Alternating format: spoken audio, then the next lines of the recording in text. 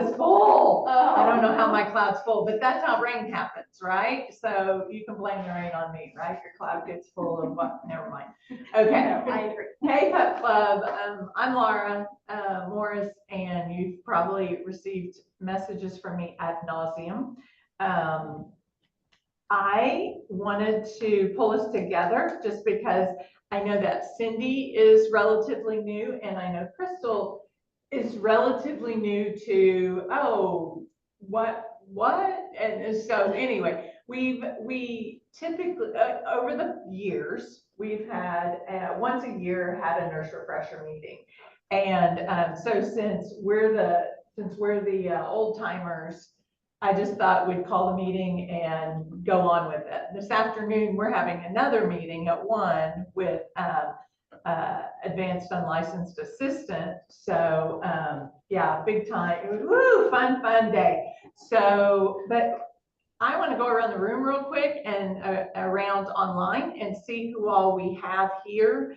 And if you don't mind. So Sandy, do you want to start? Yes, I can start. I'm Sandra Potoska, and I'm the short-term health specialist at Otter Technology Center, and we have a nurse refresher program. Awesome, thanks. Susie? I'm Susie McCatherine Lauer. I'm one of the program specialists here at the state agency. I am Casey Cordray, and I'm an adult coordinator for health classes at Tulsa Tech, and we currently have nurse refresher. Okay. I'm Gilda Austin, and I'm a program specialist here for health. I'm Dawn DeRoe, and I am with Work Ready Ponca City, which is one of 22 sites across the state, and we do employment education and try to remove roadblocks to get back to work. I'm Crystal Bray. I'm with the Oklahoma Board of Nursing. Awesome. Cindy, do you want to go next? Yeah, Cindy Rieger, OU College of Nursing, Nurse Refresher Didactic course. Okay, awesome. And Lacey? I am Lacey Lacefield, and I am the Flex Health Coordinator at Canadian Valley. At where again? I'm sorry. Canadian Valley. Canadian Valley, fantastic. Yes. Awesome, great. Okay, Jenny, oh, she's not there. We'll come back to you, Jenny. Stacy Ludlow. Oh, I'm sorry. I'm Stacy Ludlow, and I am at Canadian Valley Technology Center, also with Lacey Lacefield, and I teach the Nurse Refresher program here. Wonderful. Okay, Lisa. Her name is Lisa Shelton with Metro Technology, short-term coordinator and refresher. Okay. And Claudia. I'm Claudia Gardner. I work at Metro Technology Centers in the Nurse Refresher program, and I'm an administrative specialist. Okay, thanks. And I know I saw Alicia Mason. Yeah, Alicia Mason. I thought I just now got my camera to working. So I'm Alicia Mason. I'm Health Programs Director at Southern. So that's WED, Health, and full-time there. So kind of fun. Awesome. Jennifer? I'm Jennifer Thurston, and I'm full-time faculty at OU College of Nursing and new to the nurse planner role. Okay. Nurse planner. No, okay, nurse planner. Is it Rebecca? Yeah. Hi, Rebecca Pierce, OU College of Nursing. I'm nursing faculty, and I'm the program director for our continuing education program. So I'm on Cindy's team, but she's certainly the expert on nurse refresher, but I do help cover when we need it. And Jennifer Thurston is on my team as well. So we've got the full group here today. Fantastic. Shante? Hi, I'm Shante Srignavong with Moore Norman Technology Center. I'm the health training coordinator. Wonderful. And Tiffany? Hi, Tiffany Herndon, Moore Norman Technology Center, and I'm a health coordinator. Wonderful. And Ms. Kraft, I don't know your first name. That's okay. Yeah, I'm Melissa Kraft. Okay, hey, sorry. It's okay. And I am also from OU. I'm the interim dean and the Associate Dean for Clinical Affairs, Outreach and Practice Innovation, which means that CE and Nurse Refresher, all of that team come under that piece. And so we are very well represented here today. I'm going to stay on for as long as I can, but it looks like we have a good crew here, and we all point to Cindy as the person who actually does this work. We're here. Wonderful. Thank you. And Lacey Pennington. Hello. I'm Lacey Pennington. I'm with, was it me? You're good. You're good. There's another Lacey, and I was, yeah, sorry. That's not very common, so I wasn't even thinking of that. I'm with Work Ready Oklahoma. I'm the senior manager over our statewide program, and Dondi invited me to attend and learn more about what you guys are trying to accomplish here and see how we can support. I will be here for about 20 minutes, and then my counterpart, Melissa, will have to step in because I have a meeting I have to go to, but we just want to make sure we're capturing all the information. So thank you for allowing me to listen in. No problem. And we will, this is being recorded, so I will send everyone a link afterwards. Oh, wait, and we'll go from there. Jenny. Hello, I'm Jenny. I'm at Pontotoc, Ida. Okay, fantastic. I think it sounds like we may be missing a couple schools, Kaimishi, yes, and Meridian. And Meridian, but in Green Country. In Green Country. Okay, which is all fine. It doesn't, that's all good. We'll share the information with them anyway. So I didn't put together an agenda, and I know that that's troubling sometimes to people. It's because honestly, I didn't feel like this was necessarily my meeting to manage, but rather just I'm a hostess today. So, but it's been a while since we've all got together, and so I thought we would just cover some basic stuff. And I know that Cindy has some things that she'd like for us to discuss that are a little more, that are decision points, I guess you would say. So I just want to share, let's see, I have all kinds of fun things up. This may not be the newest, but this is just an FYI. This is what the flyer looks like that is out and about on our website. It gives the facts for what is, Susie does a great job of keeping up with this, and she made it all nice and new and pretty. So this is really just an overview. This is what we send to anyone who asks us, what is the Nurse Refresher course and how do I learn more about it? So this is the exact document they receive. And this is what's probably the most important and constantly changing is, yeah, this is not the right one. I apologize because we know that there's new names, and I pulled up the one that was in my Nurse Refresher file, not getting the correct one. So please don't panic. After this meeting, we will send this back out again and ask for confirmation on names, phone numbers, and email. Okay, so if there is someone that I see it, for some of our schools, we have more than one person, and that's completely fine. If you would let us know who the person or persons are and keep us up to date on that, that's what's the most important thing probably about this whole program from our point of view, because that's the only thing that we really do is we share information out with people who call and ask. I would say that one of the things that we get, many of the phone calls that come are, do I need to take this? And so our response back is, well, have you talked to the Board of Nursing? And one thing that we had just bounced ideas around a couple of years ago actually was if there was some sort of form or something that could, I don't know, a list of something that would notify that they actually have talked to the Board of Nursing. I don't know. That's something that is hard for, because I don't know if they have or haven't. I don't know what their situation is, you know, and we don't have to know that. but there's a personal situation. We don't have to know why they're taking it, but sometimes I get the feeling that this is just a call to question what it's about, or is this a no, I need to take this course kind of thing? So I don't know if that's something we can talk about doing.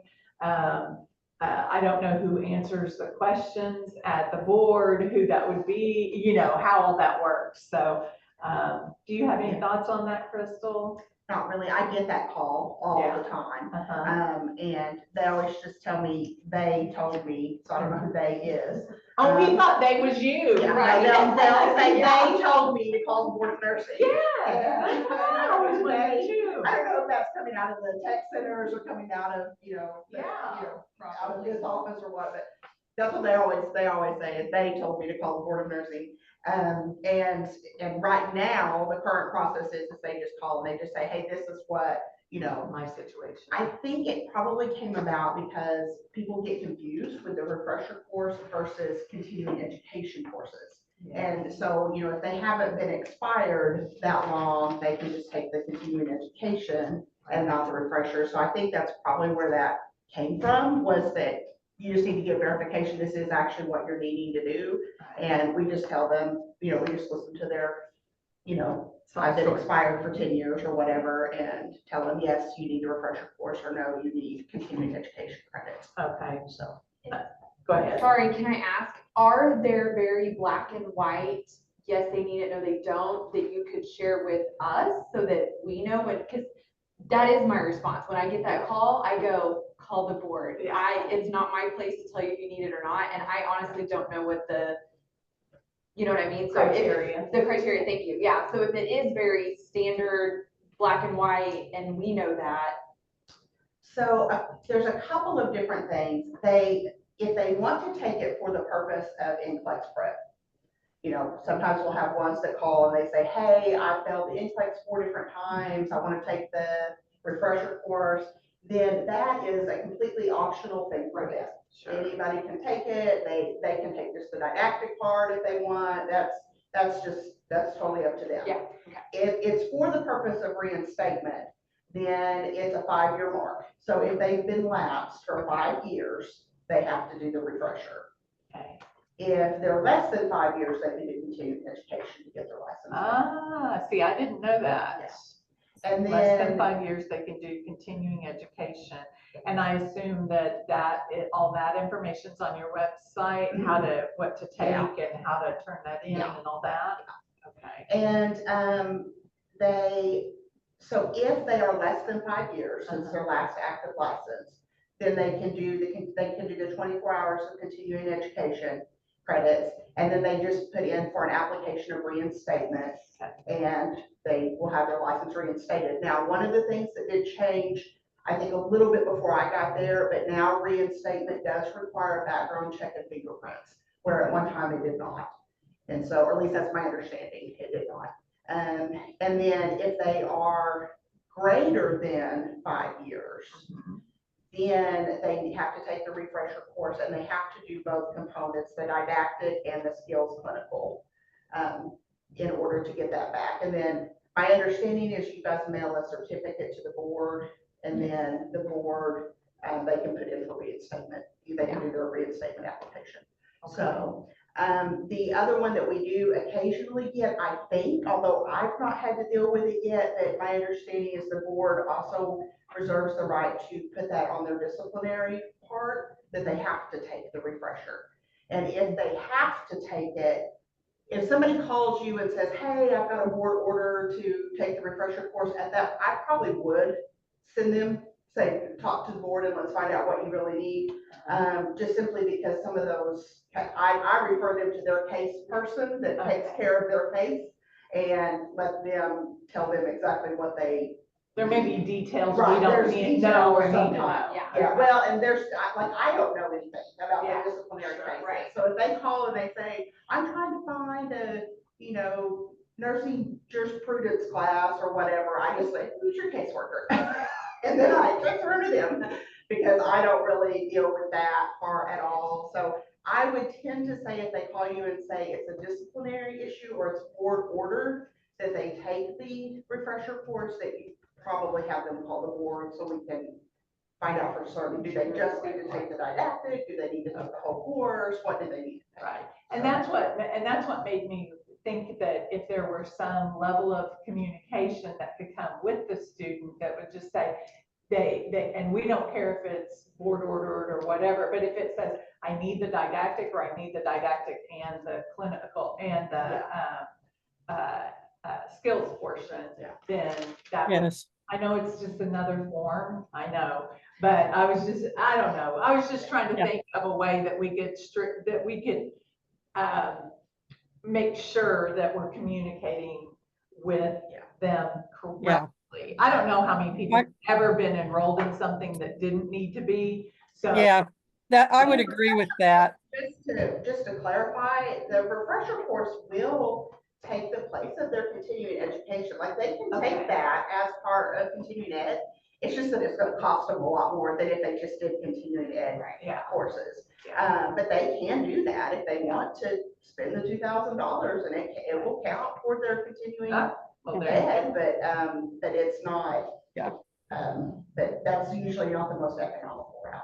Right. I would agree with that too, needing something a little like an email or something from the board that says this is what they need to them at least. I don't know, or form would be great, because I do get those. I've had a couple of ESL students that could not figure out what the board meant. They didn't want to spend the money, but they would if they had to. All of that, just going through some of those cases like that. I don't want them to have to take something that's not. They just need to know going in if it's required or not. If they want to take it's fine. But and the other thing is, I've had a couple. I can ask, really when it comes to the licensure part, I don't do anything with that, like them getting a certificate and reinstating their license and all that kind of stuff. Right. But I can definitely. Just so you know, going forward, who would that be that does that? Reinstatements, it would kind of depend on who is doing what. Renewals and reinstatements is Dharma. If they were doing it for disciplinary issues, Lisa is the main one that does. She's the head of the investigative division, although each person has a case. Okay. Basically. Yeah, I know there's so many moving parts of it. Yeah. There is, but I can kind of build the office out for if that would be something that we could kind of come up with, or something. They may say it just literally defaults to the student to know what they need to take once we tell them. And I think that's what they've said in the past, but you understand why, from someone walking in your door going, ding dong, I need this, and you're like, but do you? I mean, it always makes me nervous to give them any kind of clarification online. I mean, just on the phone when I talk to them, and I'm sure you guys feel the same way when you're out there. Because really, other than board order, we're just going off of what they say. What they say, that they've been lapsed for so long. I mean, we can look back and see how long they've been lapsed, but essentially, really, you're just looking at that 5-year mark. If they're greater than 5 years, they need the refresher course, which is the bulk of the polls I feel. And that helps a lot, and I think we can even put that information on our form about and there's a couple of there's nowhere else to put on the form, but maybe we can put I'm making notes. That's not the only way that they can get their license back. They can retake the NCLEX if they choose, but it is the most common option that people will opt to do, because they're like, I don't want to take the NCLEX again. Right. About that too. So I've had a lot of students recently, they're coming to take it because they said they had to take it to sit for the NCLEX for the first time. Right.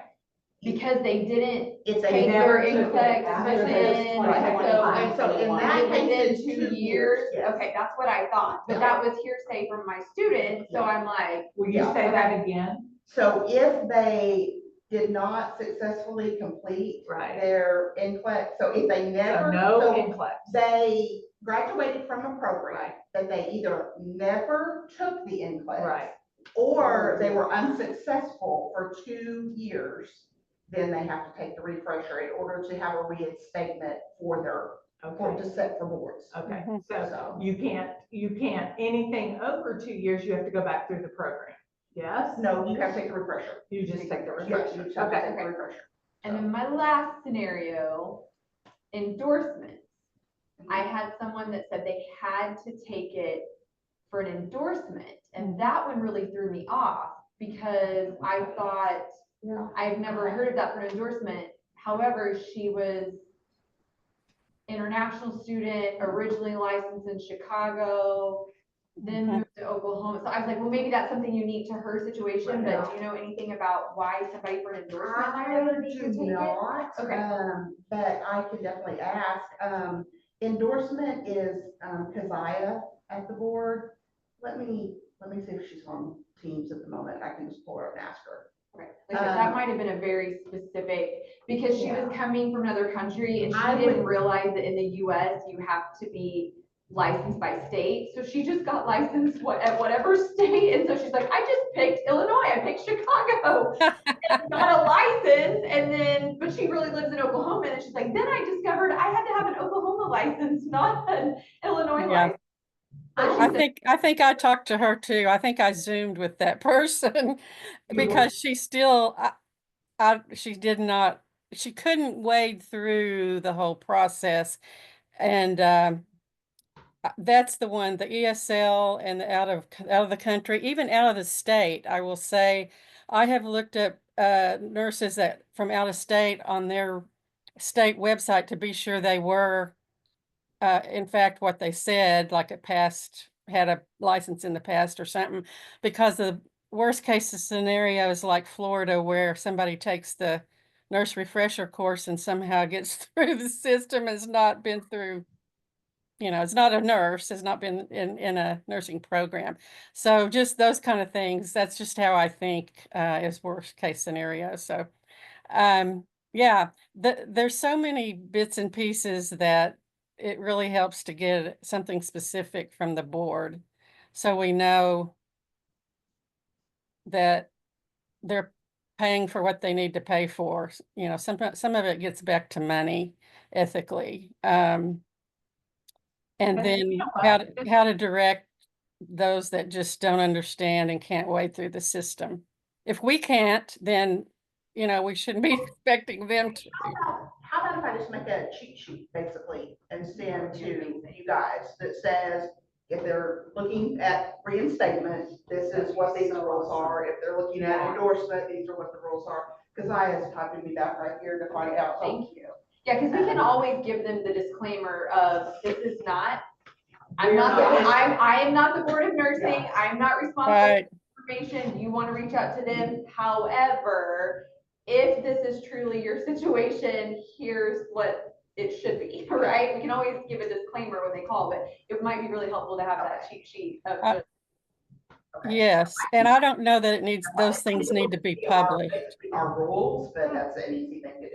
And that might kind of help, like, oh, wait, no, you're not less than 5 years lapsed. You may not really need this. Right. And this is you can always tell them to call us. But this is the first time I've heard that someone could take just the written, or that they just needed I guess I just assumed everyone, either once you signed up, you took both pieces. So when you said that too, that, they may just have to take the written, I was like, whoa, I didn't even know that was an option. I thought it was, all for one for all. Usually the only time that they really have the option to take the didactic only is if they're wanting to just personally take it for knowledge enrichment. Continuing education. Yeah. If it's board ordered, I believe the board typically orders the course in its entirety. Yeah. So I don't, of course I'm new to this, so I don't really know of a time that the board has ordered a refresher course not in its entirety. Okay. So awesome. So you'll help us with the cheat sheet. That's fantastic. You know what? We can close up shop here That's what I really wanted. That's it. So.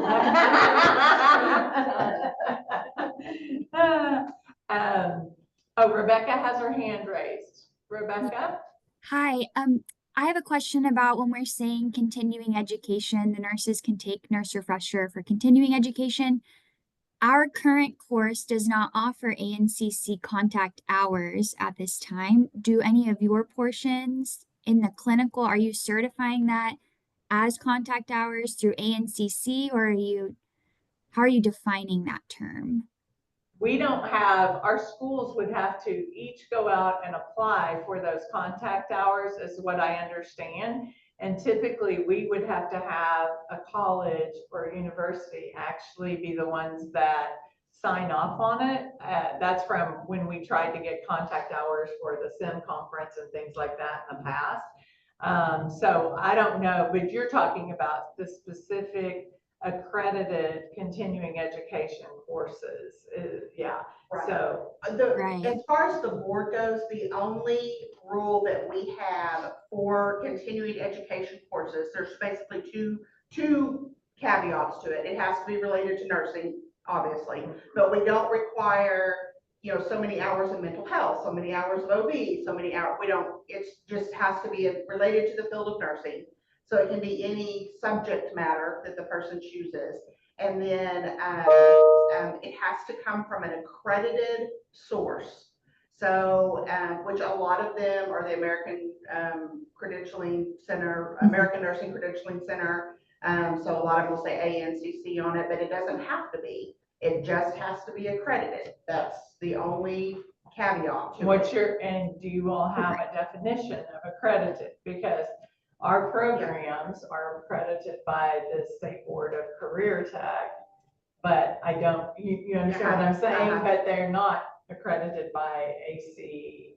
No, and they don't have to be ACN accredited. It just has to be accredited.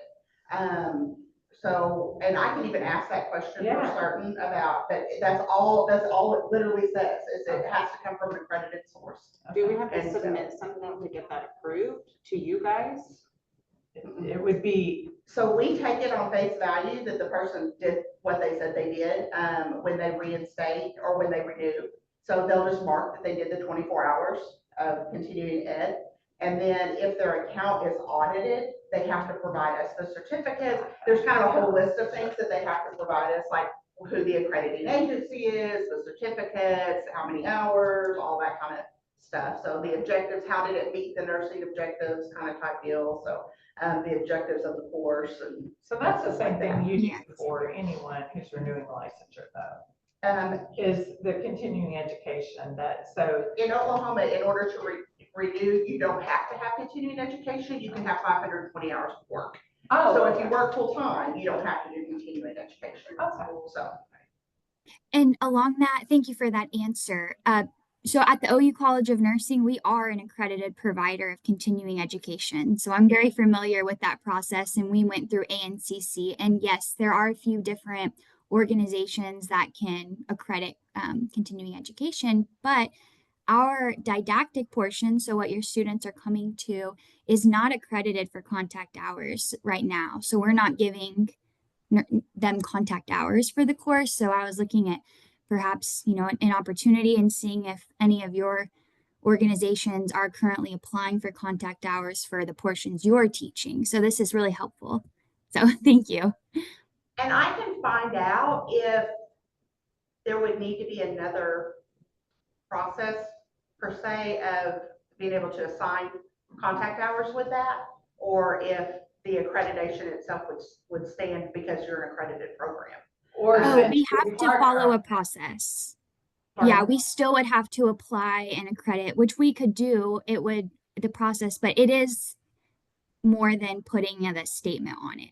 Yes. Okay. Yeah. Yeah. My concern about that, which I think it would be great to offer ANCC hours. I've only had one person ask about that since May, but is the bandwidth that we have implementing the program if we had a large onslaught of people, wanting to do it for A and C credit, would be a discussion we would need to have, unless somebody has a pot of money to expand. I would see that as a major expansion of the didactic program, which would be wonderful.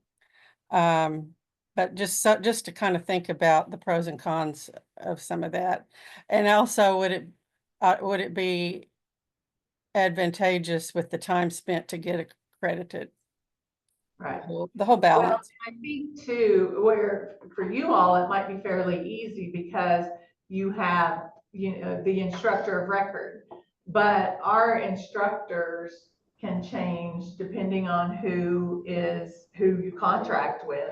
And that's one of the requirements, I'm pretty sure, Rebecca, is who's teaching it, what are their qualifications, all of those things. So I don't know. I think I'm just going to tell you, the tech center people, I think that it's way more trouble than it's worth for you all. Yeah, no, that makes complete sense. I wanted to get kind of a historical perspective on kind of what we're all doing. So this is helpful. Sure, that makes sense. Thanks for asking the question. So this is the other document that I have, and then I'm turning it over to you, Cindy, okay? Yeah. Don't worry, I haven't forgot you. No worries here. I am looking for my document. Wait, hang on. Why is it the same thing on there twice? Never mind. It's not a big deal. I have in it, I have a document that it says Nurse Refresher, and 2019 is the last time it was updated. And it's kind of the guidelines, I guess you would say, for what the program is. Sorry, I'm looking out here to a new Outlook now. Anyway, Cindy, you go ahead and talk, and let's share I pulled your document up if you want me to share that. Can you all see? Yes. There we go. Okay. Yeah. So first I want to say this is very exciting to get to see faces with the names and the people I've talked with on the phone and emailed for some time now. I'm going to have to make this a little bigger for myself. I don't know if it changes what you're doing or not. I can try and make it bigger too if you need. Now it's too big. Let's try this. There we go. That better? Now it's not, it's too big still. There we go. Okay, so I tried to go through and just put on a short summary of what happens with the didactic portion. And I can send this out. I don't know if you sent it out, Laura, or not to everybody, but this is not published to the students. This is our working document to kind of see where we're at right now, and then where we want to go. So I'll just kind of summarize that. And all of these pieces, certainly we could discuss if we need to, or long-term look at other things. But this is what I found since doing this since May of 24. Of course, the students enter through the career techs, and then you send this application to Nursing CE, and our administrative assistant will start the processing into the OU didactic course. Part of that is a university item, which is getting them into Canvas, which is our current learning platform. So this is more about the process than it is about the course itself. So the administrative assistant starts a file in our secure file and sends the request to the OU IT department, which we don't have control over. We have to send the information to them, and they will make the course in Canvas for the student in either the LPN or the RN course. They are basically the same course. It's very basic. There are a few little differences, but I try to keep it the same because it's just better, more congruent if it's basically the same course. It's basic nursing, and we are meeting the requirements that are in the documents from the Board of Nursing in terms of the topics. So that's all I want to say about that right now. And then I have started sending the students a getting started email just because a lot of them look at the course and, it looks like nursing school. It's very, 11 modules. They're very long. And I don't hear from them again. And I noticed through looking back over all the data in our spreadsheet, we've lost a lot of people. And this has helped a lot, just making that connection with them, as you know, with this cohort. It's very important. And so I've started hearing back from students with real questions and such. So that's helped a lot. And I just tell them what other students have found successful and explain competency-based curriculum that they can take the exam, and then study it if they don't make the grade they want. Or we use, right now the course is 75% or above is passing. And we do make it clear that it's not an NCLEX prep course. That is how it's used for some people, but we make it clear that that's not what it's designed for. And then, let's see, I have also started going into Canvas and locking their completion date there. And that's helped a lot with making students cognizant of the 4-month didactic requirement. Okay, so in the table, then there's a comment about billing. In the table, this is what I have found. I tried to put it in writing. And so the only thing I could find in the Board of Nursing or any of the documents like our service agreement is that OU will give the student a 4-month deadline. All these other things in that top table, I can't find anything in a contract or a requirement. Maybe you have something, Laura, in that document you were just talking about.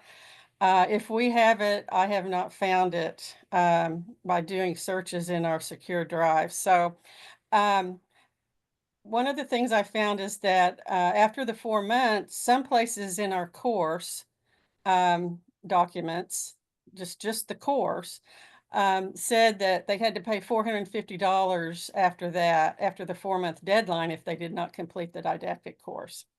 And then there's also the 8-month concurrent caveat where they can concurrently go ahead and start clinicals with you after finishing 8 modules. And as long as they're successful at 75% or above, they can finish. I've only had a couple of people do that since May, and they're just real motivated people and want to get it done. So let's go back to the bottom table. So I thought maybe instead of trying to hash out what happened and when, this is the first one. Oh no, this is the proposal. I'm sorry. The CE team has kind of had some experience. All of us have had to work in this program. So we feel like that just 4-month completion deadline and $75 a month after that, and a 1-month extension would be clearer. To ask for another $450, I think, is a real hardship. I understand why it was put in. It's very motivating to some people. It also loses a lot of people. So, Stacy, can you wait? I'll just about finished with this, and then we can talk about any pieces of it. So that's what we would like to do, is just go with the 4-month 4-month initial deadline. And then there is a deadline for completing the whole didactic course within 1 year. And so we probably want to keep that. We could change that. We'll just have to talk about if anybody wants to change that. But it'll be harder to keep up with. Everything is manually done on a spreadsheet. If we had a software program where all of this could be easily put in and all, then that would make a difference on keeping track. And then I just put in that I remind them that they have a deadline to finish clinical lab if that's required. And then we also kept in the concurrent possibility for those who are interested. It's not very many. And then a hardship cases. I would like to say that I have several, and another one yesterday. Just absolute hardship. One person's husband developed Alzheimer's and she had to go out of state. And this all happens like right after they pay their $2,000 type thing. And y'all probably have worked with the same people. One had identity theft and had to redo everything that she had, including her watch and all of her electronic items. She had to buy new, and all the email anyway. And then the life process changes. Things like my child developed diabetes, and I've had to spend all my time working that out with the school, you know. Just things like that. If you know, they can go on a kind of a hiatus after they pay. Someone contacted me this week that sister was in a car crash 5 days after she paid her $2,000, and they've just this week decided to turn off the life support. And so, you know, some of these things, I realize people could say anything, but I feel like if we want them to go ahead and complete it at some point, we need to and I have a way of tracking all that. So I added the hardship clause here just because I think it'd be nice to be able to make those decisions, you know, based on their issues. I don't really get any other, you know, I'm working and I can't get to it. They all pretty much understand they've got to do it. So that's what we are proposing that we use for the didactic kind of shell, realizing that some people just don't fall in between any of this, and we just have to kind of make decisions and try to move them forward. The biggest thing that I have found is requiring the extension after 4 months. It's 1 month, and they pay OU on Marketplace. And putting that into Canvas has helped because it'll remind them in Canvas that their due date is coming up. So I've had a lot more people take initiative and try to get finished. The other issue I don't have on here, I think, or I might have a comment, is that sometimes they get all the modules completed successfully. And you know, dosage calculation and math is difficult for probably, I don't know, 75%, maybe more of us. And so they have to take our programs called Safe Medicate, and that's a separate product. And they purchase it for $40 for 6 months access, but they still have our deadlines to meet. And so there's a lot of modules in there, but it takes them step by step. And I've not ever seen anybody not pass after they've done these modules. The student gets 2 chances to do their dosage calc in Canvas for free. I mean, it's part of the program, but there's no, if they don't pass on those 2 chances, they have to do safe Medicaid because it's just a safety issue. As we Dosage calc is one, it's one of the modules, correct? It is a separate product that I have instructions in the course, and they purchase it. We have a rep that I am in touch with if I need help. So not the safe Medicaid. I'm talking about so you do, of the 11 modules, is yes, one I'm sorry. of those modules dosage calculation? Yes, there are resources in the course that they can access to study it on their own. Sure. And I'll just tell you what I see is those that are getting endorsed that are already practicing in other states or something, they go right through it, and they are usually pass. Some people will take the first one and then they'll study more and then they'll pass the second one, and then a lot really get stuck and hung on dosage calculations and either get into safe Medicaid or kind of get on a hiatus. I have started emailing them when I do reports every month that I go through all of the spreadsheet, and that's doable right now with 30 to 40 in the didactic course at a time. If that ever increases, some of this follow up may not happen, but they sometimes are a little, that's why the dates, those completion dates are a little off sometimes, because, you know, maybe they need another week to finish and do the safe Medicaid exams. Those exams are randomized and done by the safe Medicaid program. And so it's a really pretty good product. I'm sure there's other products out there, but for the price, it works well for this cohort. Any student can take safe Medicaid. They don't have to have failed the first two in Canvas. It's open to anybody that wants to do it. And some do because they know that's one of those pieces that they are going to have to work on. So that's basically where we're at.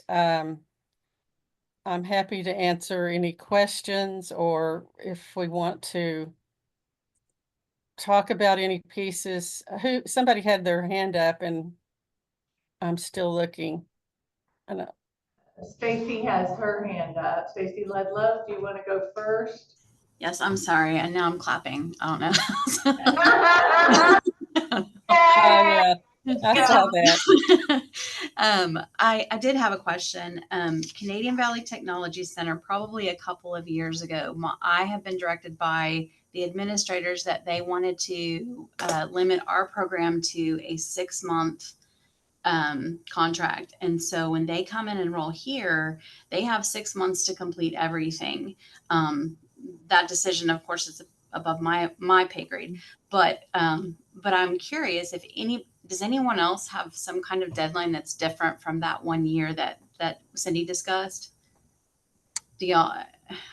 No Tulsa, no Autry.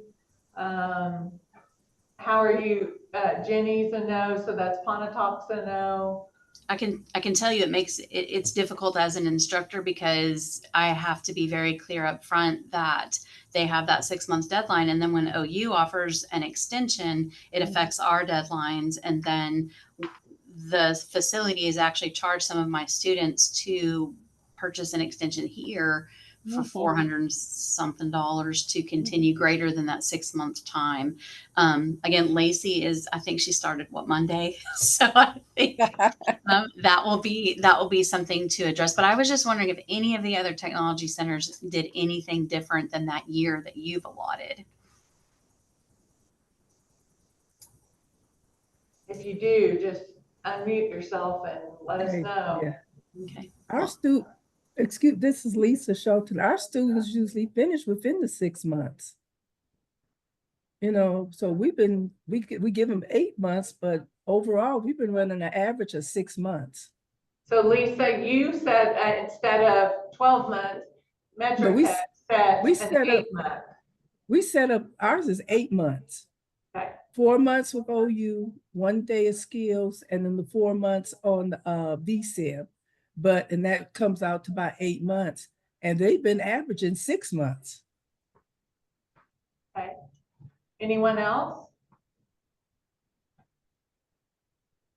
Well, I appreciate that, and I'm sure Lacey will have more to discuss with that later, but thank you for that. Yeah, I think the interface of how the two portions interface is really a good part of us getting together to talk about this.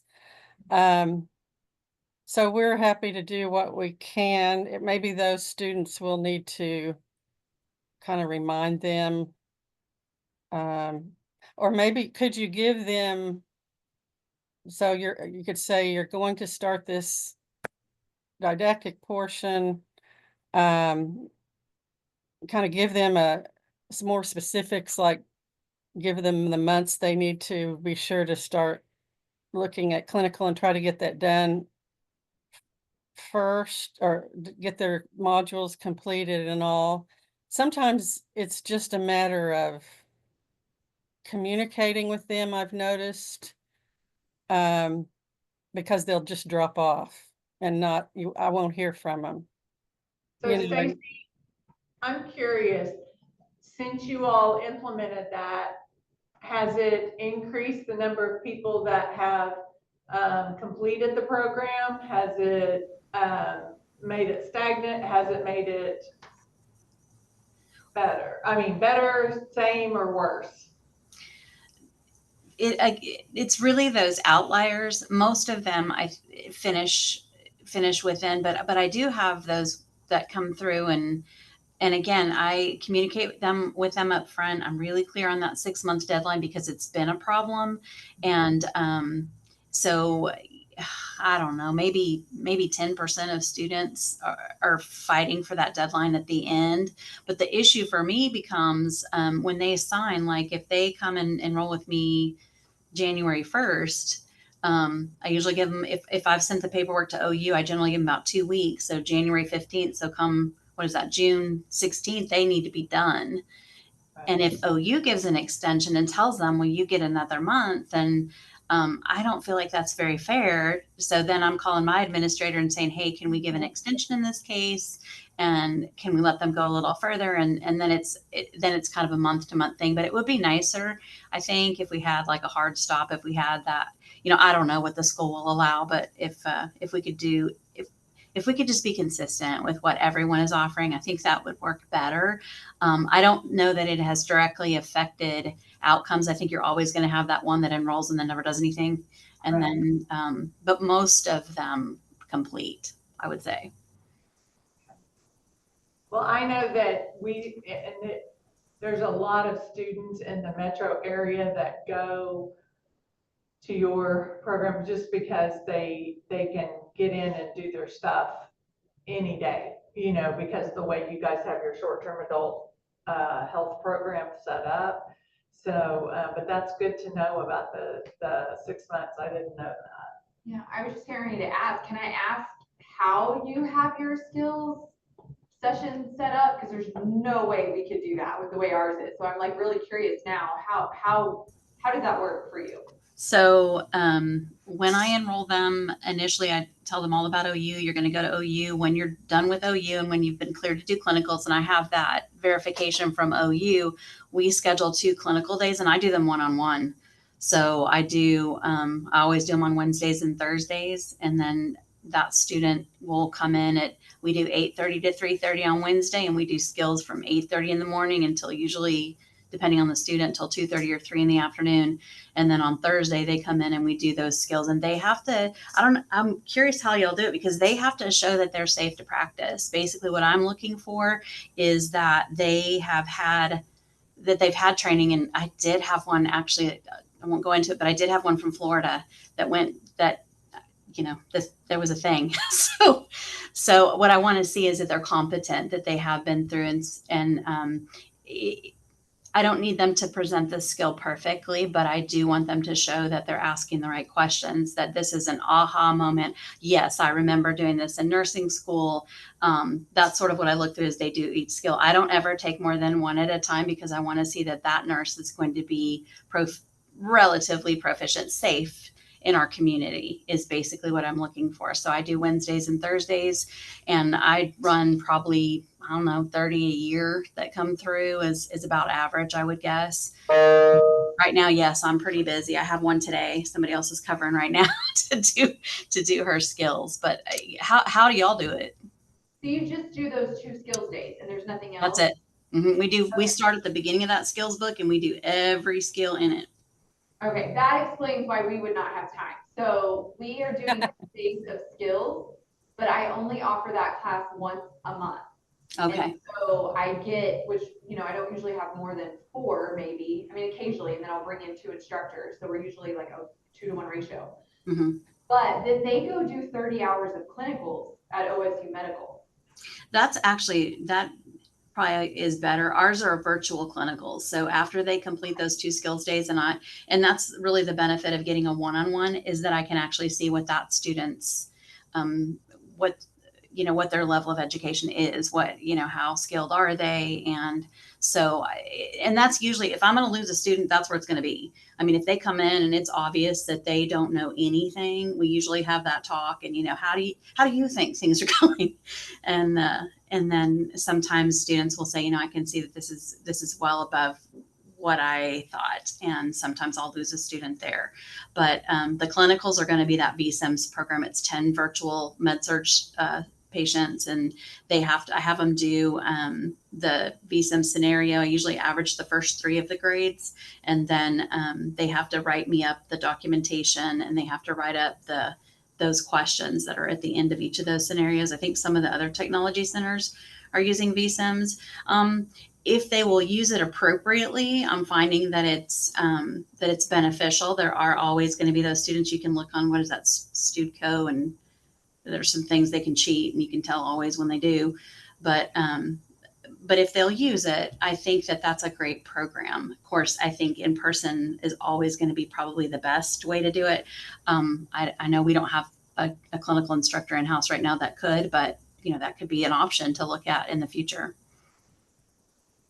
Yeah, during COVID, we went to B.S.N and some of the benefits, well, I say that was something this group discussed doing. And I think that part of the reason that they don't have to get all the shots, they don't have to get uniforms, they don't have to get all the orientation to the facilities, all those kinds of things. And so we were trying to do some cost savings as well. Alicia, you have your hand up. Yeah, I was just gonna kind of piggyback on to what Stacy said, that we just tell the students right when they enroll that whenever they get done with the didactic portion and they're cleared to do skills checkoffs and clinical, that we reserve the right to take them to clinical. If we see that their skills, if they're proficient, then no, we use ATI because we use ATI with our LPN program. And so for about $200, we can purchase 8 clinical scenarios, and they're really difficult. That takes them a while to get through it. Once they get through all of those 8 clinical scenarios, it usually takes them a good 8 hours per scenario, especially for those who have never worked with ATI before. But it's pretty simplistic and it's been very beneficial. I think our outcomes are really, really good. We have yet to reserve the right to take them to clinical, or they didn't, we needed to take them to clinical, but we tell them we will take them to clinical if they are not proficient with their skills by the end of we just do a 6-hour usually 1-to-1 with an instructor, and we have those, we just schedule those, but we don't have as many, I think, as you have going through your program. So we have probably 3 every 6 months. So that's how we roll it, and it seems to be working really well. And we've done it multiple ways. We've sent the students with clinicals with our full-time faculty. While they're going to clinical, they just individualize the nurse refresher students' needs. We've done that traditionally, and then now we exclusively run it through our WED program, and then we have a full-time WED instructor now. So that's the person that does the skills checkoffs, and then I usually jump in and monitor their progression on the simulation through ATI. So. Does anyone else have anything that they want to comment Yeah, on? I do. I don't know how to do these raise your hand things. Just so I get in my head, do they come in to do the VSIM or the case studies or whatever, or do they do that from home? I'm sorry. Go ahead. Mine are virtual. I didn't mean to interrupt you. I'm sorry. Mine are virtual. They can do it from home. Okay. Same here.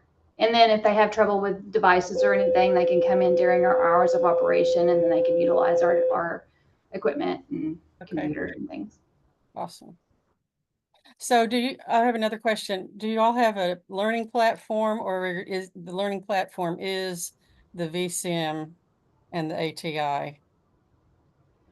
Ours is the ATI product. They log into ATI, they create an account. Yeah. We have step-by-step how to get there. They usually do that very seamlessly. However, I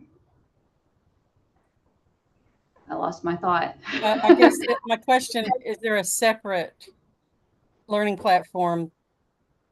Like, do you have those things linked on a Canvas or a Moodle? No, we utilize Canvas and all across campus, including our WED programs, but this isn't one that we have built into our WED. Okay, thank you. We don't have a Canvas course for that yet. Sounds like a good idea, though. That makes me think.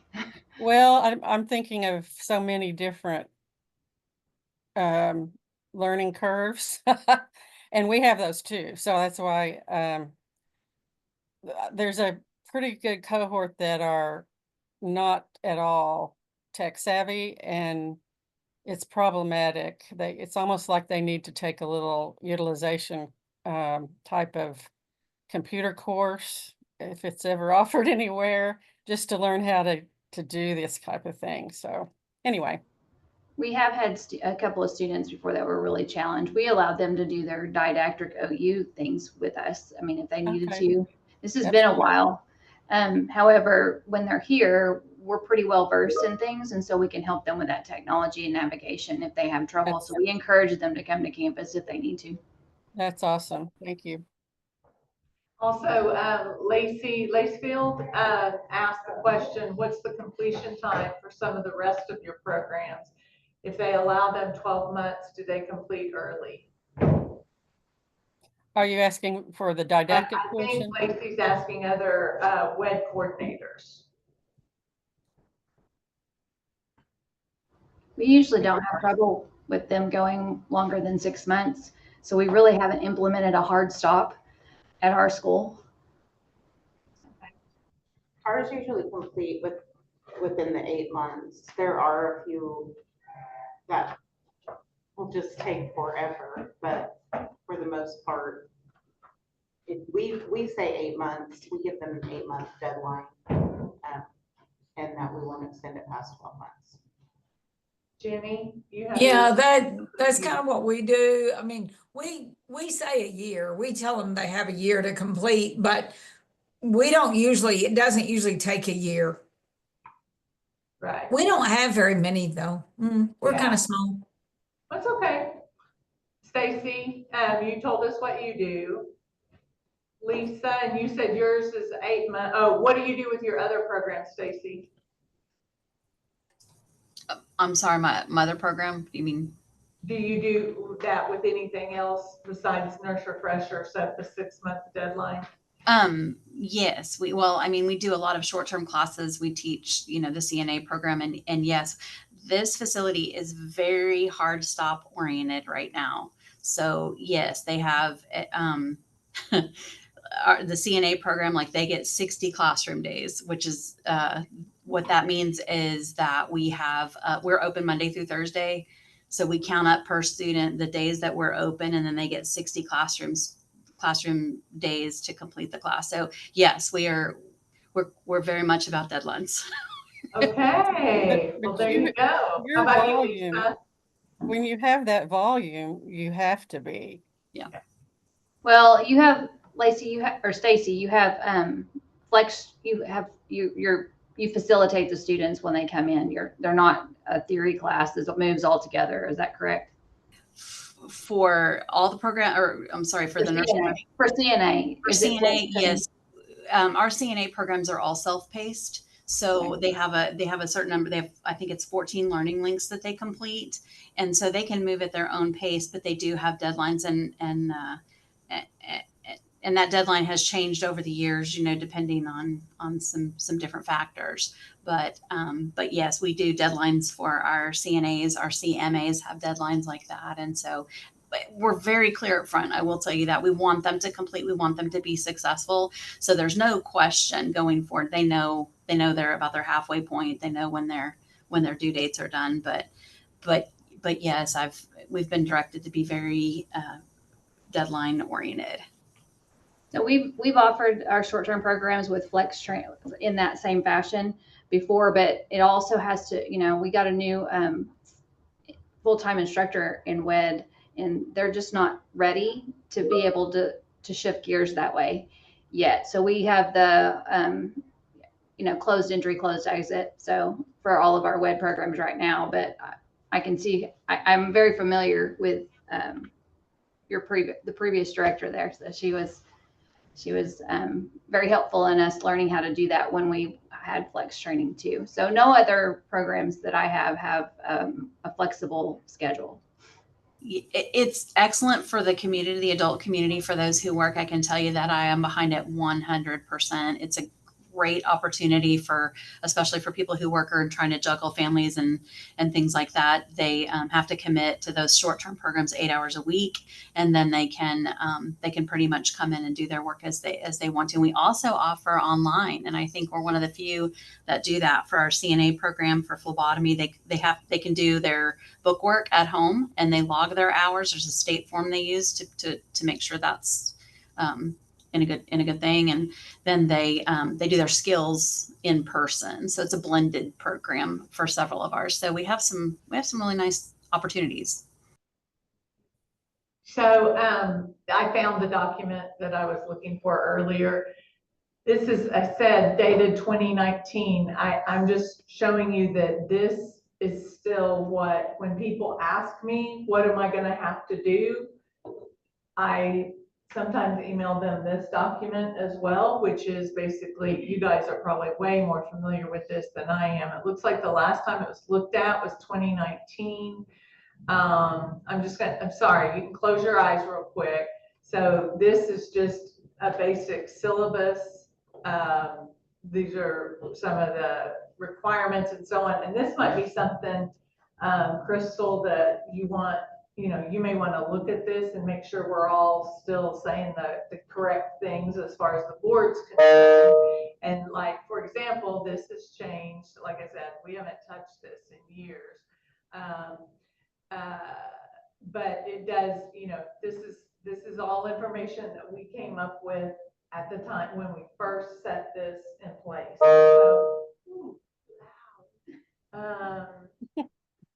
So, I tell you all that just to tell you that we do have this. These are the skills that are very popular, y'all.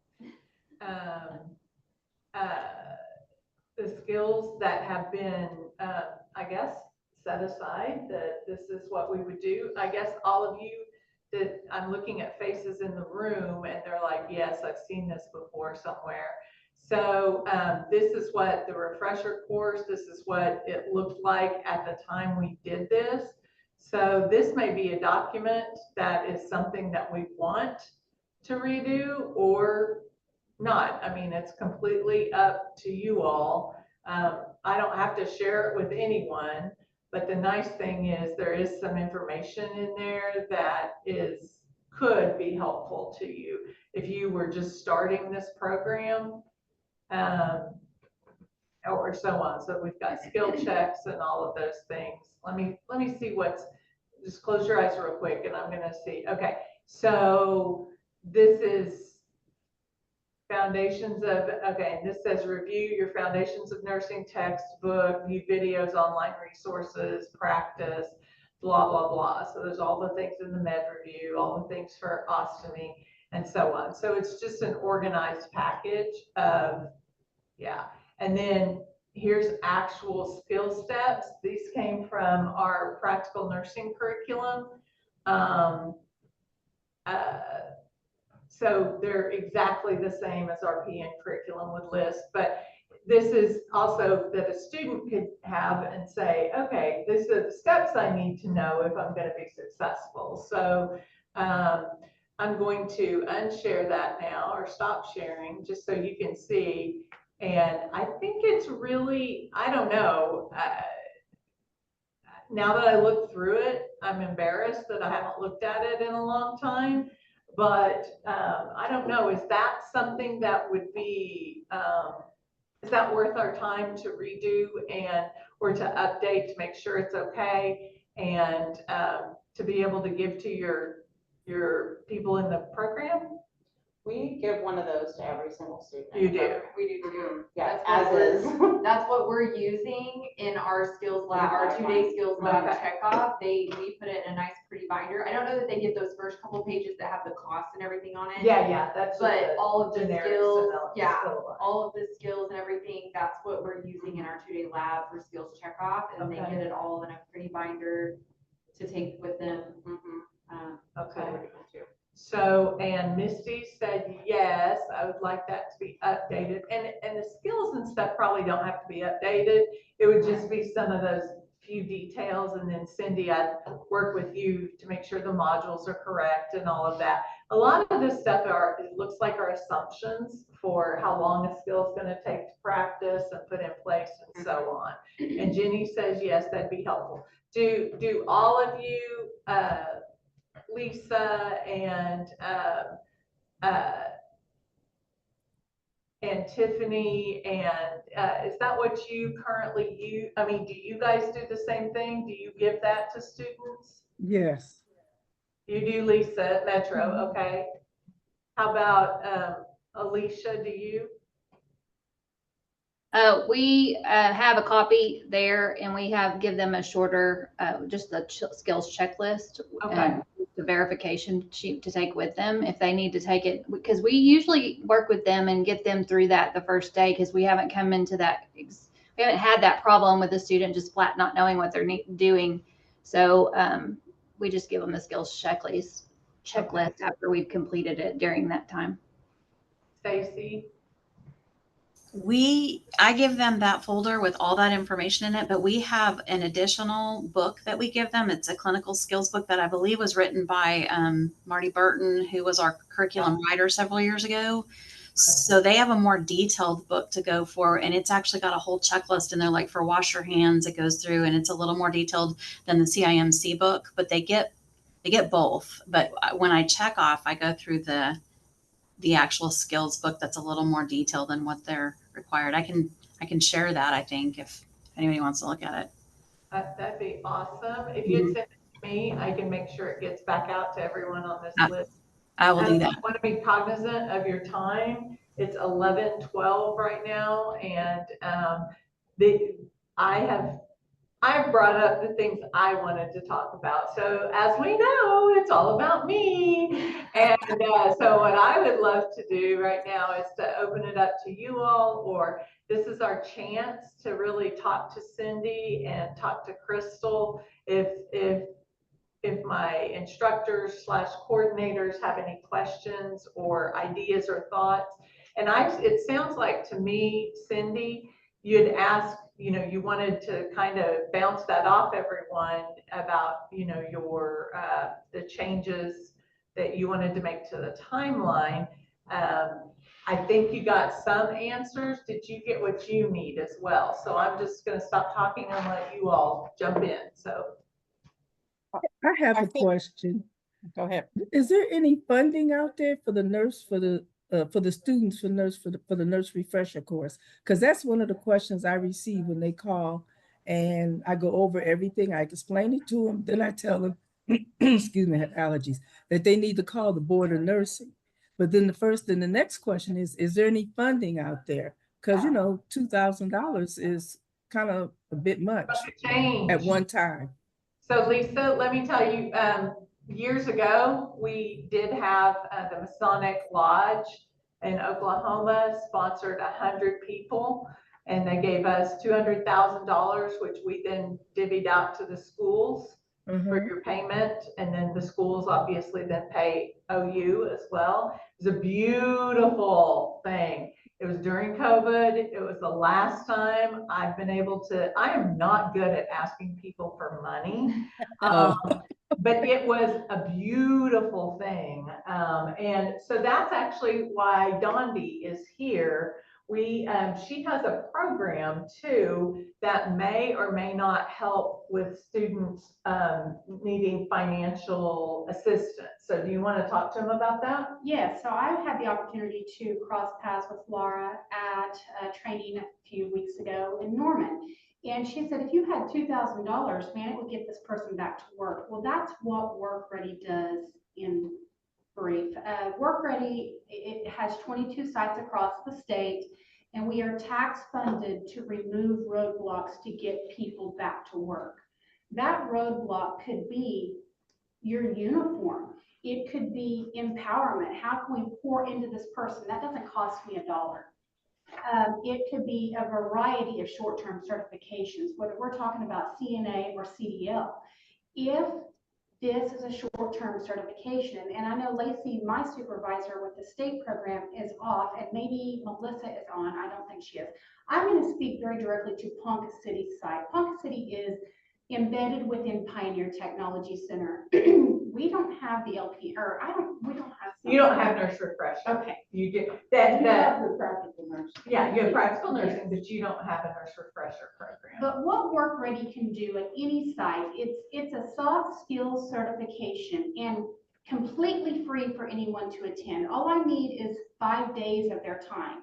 Once they graduate from our program, if they are also an immediate care provider to a family member, or if they have a child, regardless of custody, maybe they lost custody, that's not my business.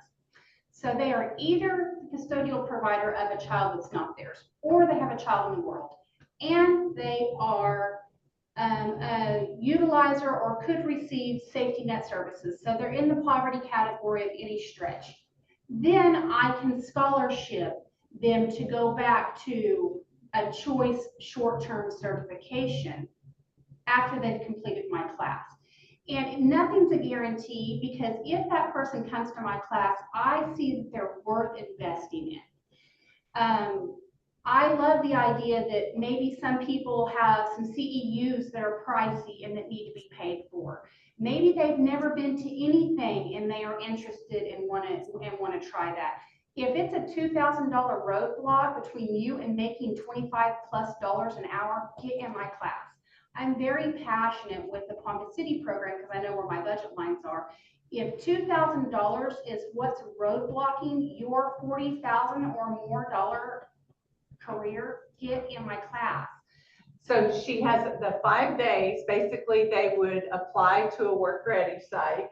They're required to attend 5 days of class, and they have to have a child in the world or be receiving services.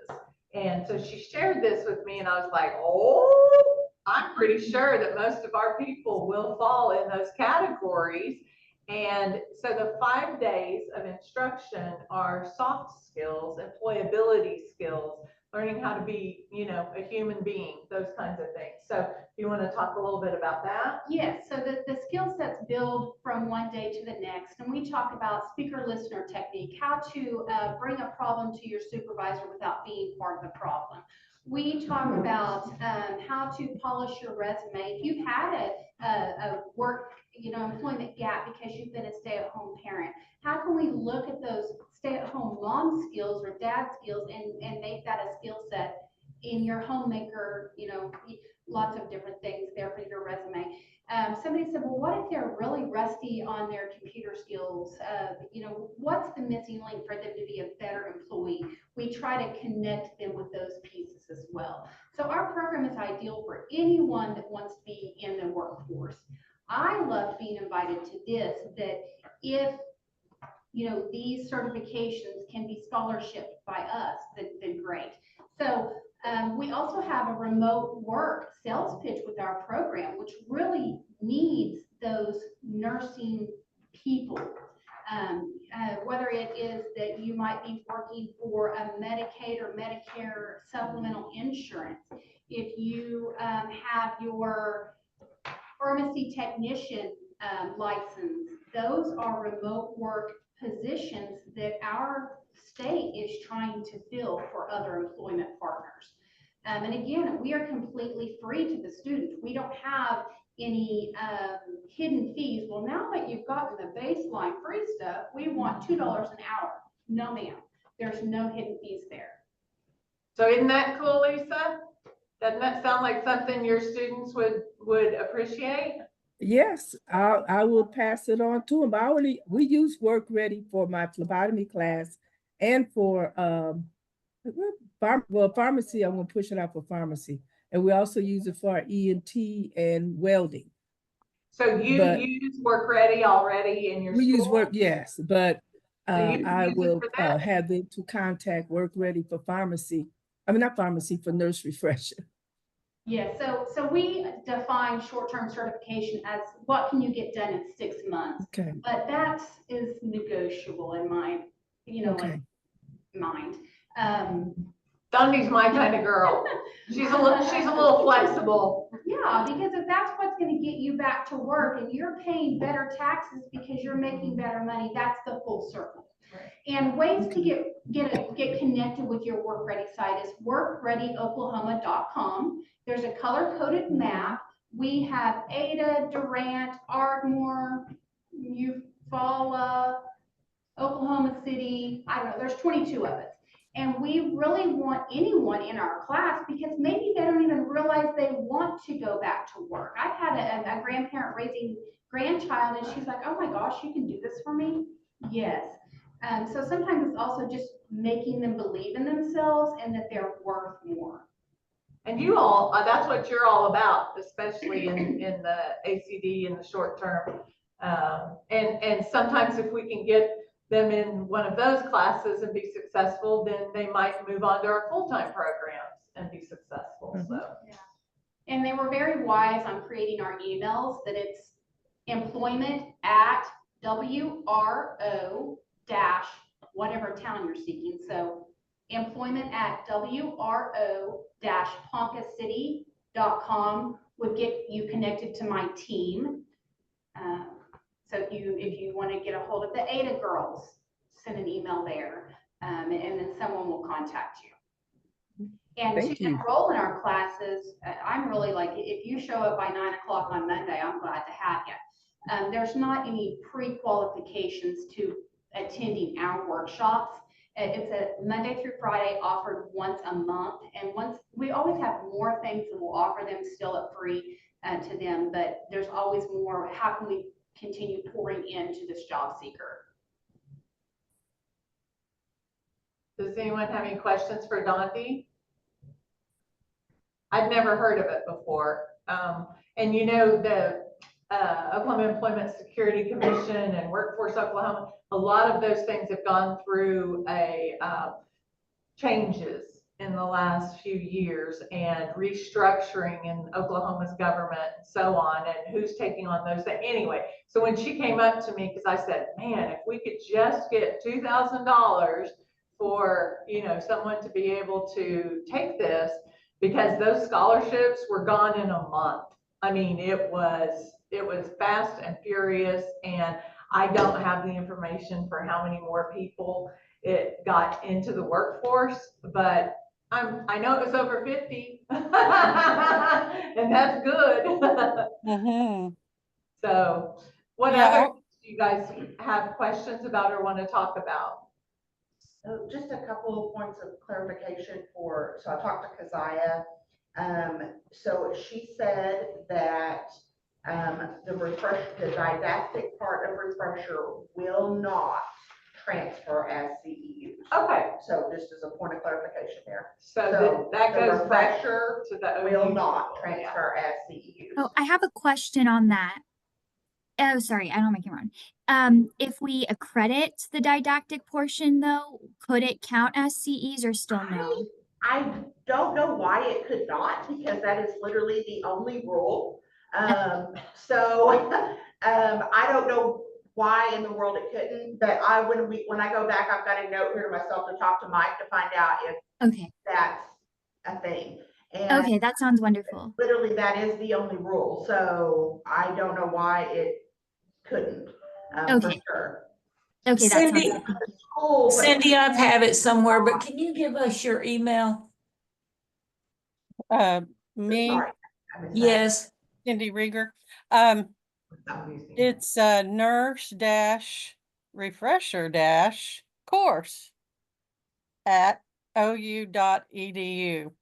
When I send the documents out, I'll make sure to send Cindy's contact information with the document that she gave to us. It's all on there too. Okay. So I have next steps to look through the nurse refresher guidelines and make sure they're up to date with make sure with Crystal, especially the specific things that it was talking about, reasons when you should be taking this course. And then if somebody wants that, then we can work on it then. So I have one other question as yeah, well. go ahead. Sorry, Cindy and I had briefly mentioned this on an email, and so I don't know if this might be a place, but we were talking about how sometimes some of the difficulties I run into, I don't know if anybody else does, but especially because we only offer our skills in clinical lab once a month and they're on a timeline. The ones who are very proactive and ready to get stuff done, the minute they finish their 8 modules and they've taken their dosage calculation test, they're calling me saying, I want to enroll in the skills clinical. Well, I don't have any verification from OU that they've actually done that stuff, so I can't enroll them. And if my next class is not for a whole entire month, they are losing a whole month because I know they don't have the staff to be sending things immediately. So one thing Cindy and I talked about was maybe a live spreadsheet that has like all Google of the Doc or students. something? Yeah, like a live Google Doc that has all of the students on it. So when OU maybe sends their welcome letter or wherever they feel it's appropriate to add that person to the list, but they add the person, or if the career techs do it when they enroll, however they do it, but somebody adds that name to the list. And then when they finish 8 modules, OU can go click, and I can open that live document at any moment and say, oh, yeah, you have an X by your name. You've done your 8 modules. Oh, yeah, you've passed your dosage calc. Or no, I'm so sorry, you haven't. And if they're going, well, no, I really have, then I can say, well, let me reach out. Let me call Cindy. But if it's a live, that way we're also not pressuring Cindy and Leslie for that spreadsheet every month going, where's your spreadsheet? And we're not blowing up their email going, well, what about this person? Well, what about this person? Because I do get a lot. So Cindy, Yeah, you have a already lot. have a spreadsheet that you utilize? Yes, we do. We do. Okay. The That issues might be are one of going the to easiest be ways to that do we'll it. need some time to talk about the security of Yeah. that and get IT to help us set that up if that's allowed from OU, because those are FERPA issues to some extent, at least, even though these are not university students, they're in the same. We do have our CTU. We have a learning management system that's password protected, and that only teachers, coordinators can get into. It's not for students or anything like that. So we can maybe help you figure out a way to, if you wanted to use that for a repository for the document. Okay. Yeah. The only thing I can't do is have 2 to keep up with. I can't have ours on the secure drive because that's a full-time job for me right now. And And also I'd have to check with our administrative assistant because she does a lot of that and saves Yeah, the 'cause we files. don't want to create any more work for you and Leslie. 'Cause you Yeah, guys I don't want to do that for y'all are either. already. And so even if there's another idea of, I just hate to, No, hate I think to that's bother you guys awesome. constantly. I feel like I'm constantly emailing you guys going, is this person done? Is this person done? Is this person done? I know, and that's fine right now, but I definitely am right there with you, trying to make it more simple for everybody and user friendly and all that. So I just need a little time to get that, to talk with with the dean. She's already had to leave, and see what their thinking would be on sharing that. But I wouldn't see why we couldn't. And you're saying that you would just enter all of us into your system, the Google Docs system. Yeah. Secure. Okay. And I'll have IT people that are going to have to weigh in on it, but yeah, let's go for it. Let's give it a try. See if Think we can about get it it. anyway. Yeah. Okay, and Crystal's gonna work on a cheat sheet, so I'll work on the nurse refresher guidelines. You'll work on the cheat sheet. Cindy, you'll do some background investigation for a progress spreadsheet, the progression spreadsheet, and I'll send everything from this message back out to everyone. Anytime your schools change the person who is in charge, you can let myself know or Susie Catherine Lauer know. We're both available on our website, okcareertech.org, and under health science, and you can find our information. Susie's our CTU guru. So, and she's also over the years kept up with the nurse refresher documents and made sure they were all up to date. So she's your contact on that, but you can also, I know where she lives, so you can contact me too. It's all good. Well, I appreciate your time this morning. I know some of you may be back with us this afternoon for advanced and licensed assistant discussion at 1. And so those people, I'll see you again soon. And everyone else, thanks for joining. Thank you, everyone. Okay, thanks. Bye-bye. Bye.